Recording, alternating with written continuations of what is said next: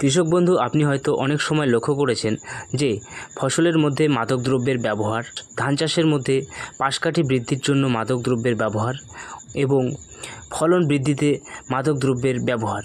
এই মাদকদ্রব্য অর্থাৎ অ্যালকোহলের ব্যবহার করে আমরা ফসলের মধ্যে বিভিন্ন রকম উন্নতি করতে পারি।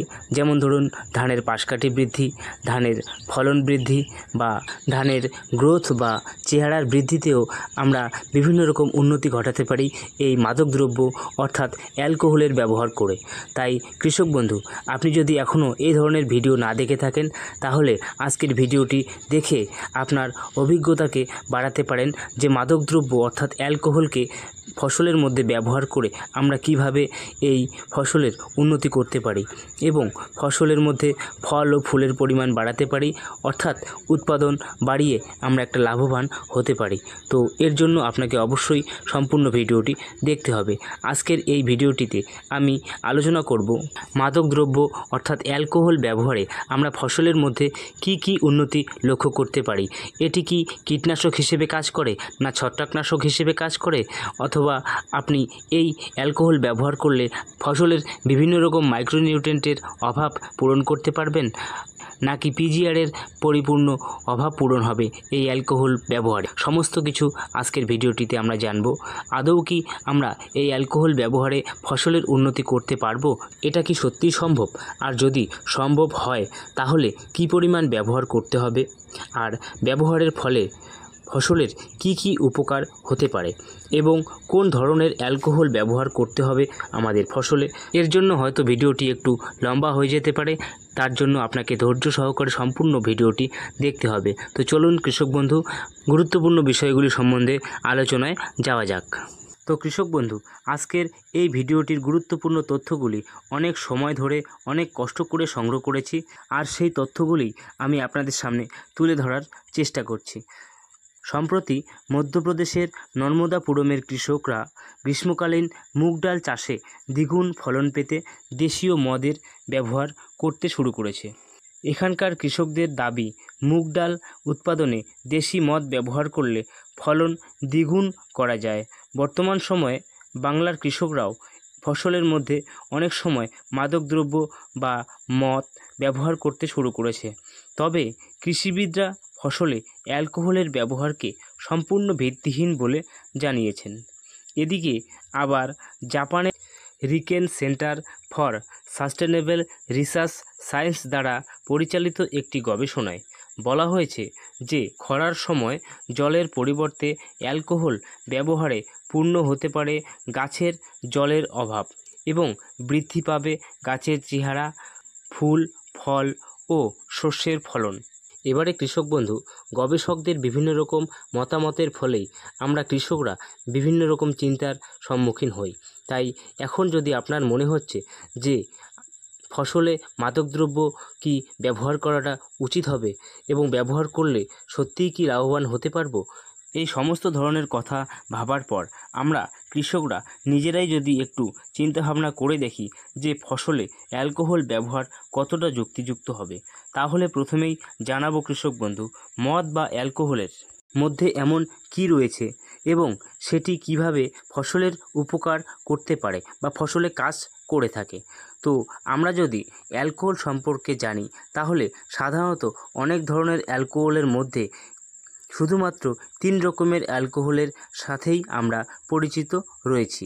তো এই 3 রকমের অ্যালকোহলগুলি হলো মিথানল অ্যালকোহল, দ্বিতীয়ত হচ্ছে প্রোপানল অ্যালকোহল এবং তৃতীয়ত হচ্ছে ইথানল অ্যালকোহল।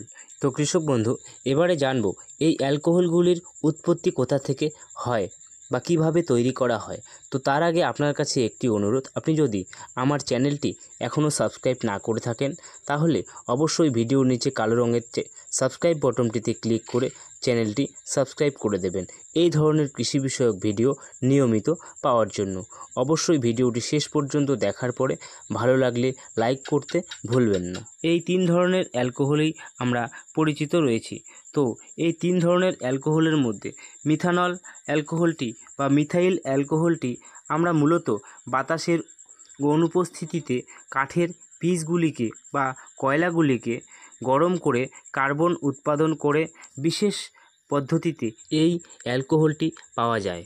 কৃষক বন্ধু, এখানে আমি কোনো মাদকদ্রব্যের প্রচার করছি না, শুধুমাত্র ফসলের মধ্যে মাদকদ্রব্যের ব্যবহার করলে কতটা লাভ বা ক্ষতি হতে পারে এই বিষয়ে বিস্তারিত জানানোর চেষ্টা করছি আপনাদের। এবারে দ্বিতীয়ত, প্রোপানল বা আইসোপ্রোপাইল অ্যালকোহল। এটি পরোক্ষ হাইড্রেশন পদ্ধতির দ্বারা তৈরি হয়। এই অ্যালকোহলটি একটি শিল্প দ্রাবক হিসেবেও ব্যবহৃত হয়, যেমন মানবদেহের বিভিন্ন রকম পারফিউম তৈরিতেও এই অ্যালকোহলটি ব্যবহার করা হয়। এছাড়াও বিভিন্ন রকম ক্লিনার বা স্যানিটাইজার তৈরিতেও এই আইসোপ্রোপাইল অ্যালকোহলটি ব্যবহার করে। এবারে তৃতীয়ত যে অ্যালকোহলটি রয়েছে সেটি আমরা সবথেকে বেশি ব্যবহার করে থাকি, যা আমরা মাদক দ্রব্যের মধ্যে পেয়ে থাকি, এটি হচ্ছে ইথানল বা ইথাইল অ্যালকোহল। আর এই ইথাইল বা ইথানল অ্যালকোহলটি আমরা মাদক দ্রব্যের মধ্যে পেয়ে থাকি। বিভিন্ন রকম মদ তৈরিতে এই অ্যালকোহলটি ব্যবহার করা হয়ে থাকে। এবারে কৃষক বন্ধু, এই ইথানল অ্যালকোহলটি আমরা কোথা থেকে পাই বা এর উৎপত্তি কী?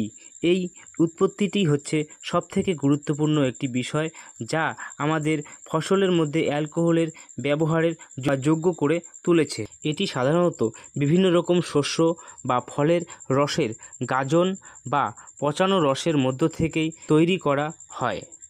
এটি সাধারণত ভুট্টা, গম, রাই, বার্লি এবং বিভিন্ন রকম ফল জাতীয় খাদ্যদ্রব্যকেই জলে ভিজিয়ে রেখে বা সিদ্ধ করে ম্যাশ তৈরি করা হয়। সেখান থেকে রস বের করেই দীর্ঘ প্রক্রিয়ার মাধ্যমে এই অ্যালকোহলটি তৈরি করা হয়। এক কথায় বলা যায় যে সম্পূর্ণ প্রাকৃতিক উপাদান দ্বারা তৈরি করা হয় এই অ্যালকোহলটি। ঠিক যেমন করে আমরা কিচেন ওয়েস্ট সার বা পাতা পচা সার তৈরি করে থাকি, যা আমাদের গাছের মধ্যে নাইট্রোজেনের পরিমাণ বাড়িয়ে তোলে এবং গাছের মধ্যে সবুজ সতেজ ভাব বৃদ্ধি করে, ফুল ও ফলের পরিমাণ বাড়িয়ে ভবিষ্যতে উৎপাদনে বৃদ্ধিতে সাহায্য করে।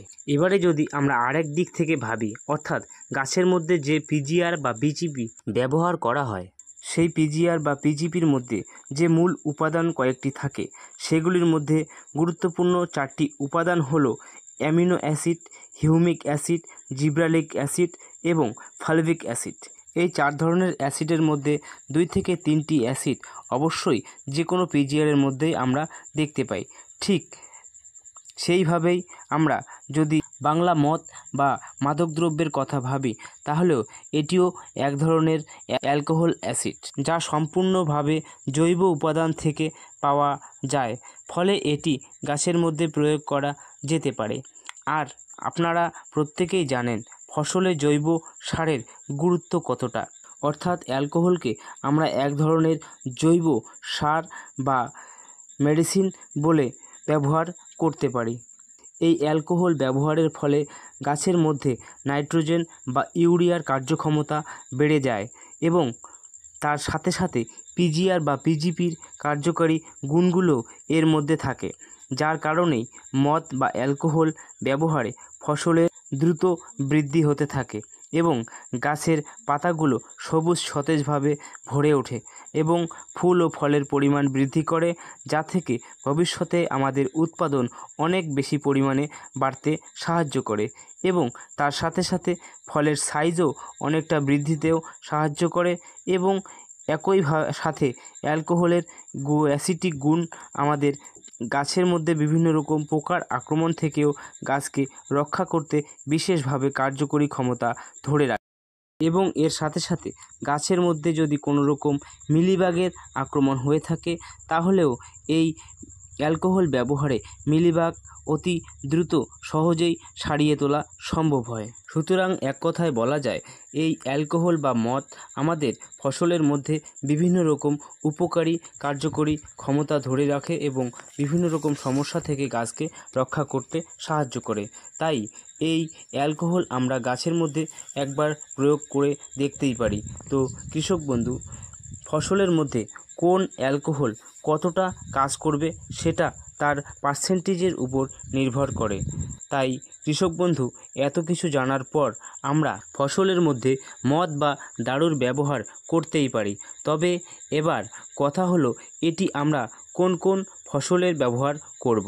কৃষক বন্ধু, যেহেতু মদ বা দারু এক ধরনের জৈব উপাদানের অংশ, তাই পরীক্ষামূলকভাবে সব ধরনের ফসলের মধ্যেই প্রয়োগ করা যেতে পারে। তবে অবশ্যই চারা গাছে বা কম বয়সী গাছে ব্যবহার না করাই ভালো হবে। এবারে আপনি যদি ব্যবহার করেন তাহলে প্রতি লিটার জলের মধ্যে মাত্র 2 থেকে 3 ml মিশিয়ে গাছের মধ্যে প্রয়োগ করার চেষ্টা করবেন। অতিরিক্ত পরিমাণে প্রয়োগের ফলে গাছের ক্ষতিও হয়ে যেতে পারে। তাই অবশ্যই সঠিক পরিমাণে নিজের ফসলে সম্পূর্ণ নিজ দায়িত্বে প্রয়োগ করতে পারেন। তবে তার আগে পরীক্ষামূলক প্রয়োগ বিশেষ গুরুত্বপূর্ণ। তো কৃষক বন্ধু, এর পরবর্তী ভিডিওতে আমি আপনাদেরকে দেখাবো আমার নিজের ধানের জমিতে অ্যালকোহলের ব্যবহার করে কী রেজাল্ট পাচ্ছি সেই বিষয়ে। সেই ভিডিওটি দেখার জন্য অনুরোধ রইল। তার জন্য আপনাকে অবশ্যই চ্যানেলটি সাবস্ক্রাইব করে রাখতে হবে, যাতে আমার পরবর্তী ভিডিওটি আপনার কাছে পৌঁছে যায়। তো কৃষক বন্ধু, আজকের ভিডিওটি এই পর্যন্তই। পরের ভিডিওতে দেখা হবে কোনো গুরুত্বপূর্ণ বিষয় নিয়ে আপনার সঙ্গে। ততক্ষণে ভালো থাকবেন, সুস্থ থাকবেন। ধন্যবাদ।